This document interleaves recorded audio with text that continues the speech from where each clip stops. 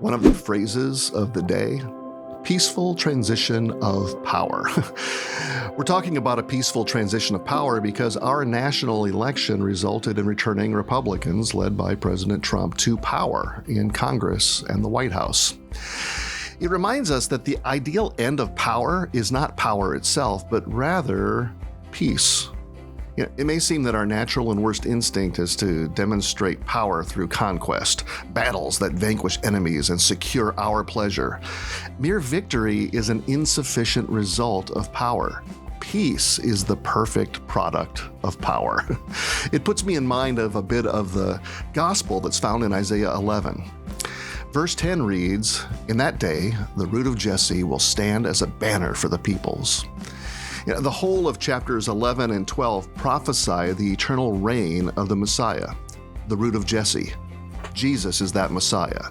His rule is described in poetic terms of peace, in which the wolf will lie with the lamb, the infant will play near the cobra's den.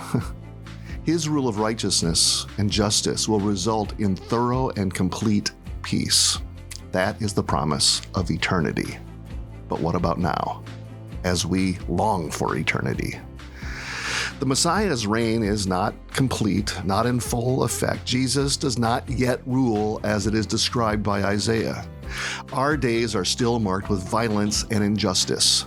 In our day, we know that peace is more than mere pacifism, and wars against evil rage in every sphere, from worldwide conflict to the battles against evil in our own hearts.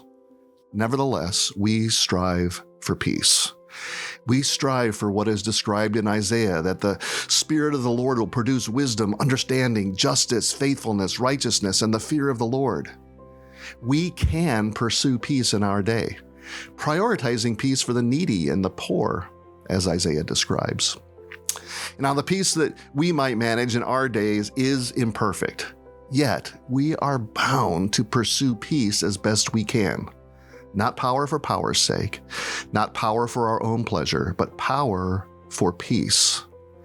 And while we do not have the peace that only Jesus can eternally bring, we can say now what Isaiah prophesies as the song for eternity in verse 3 of chapter 12. It says, "Surely God is my salvation.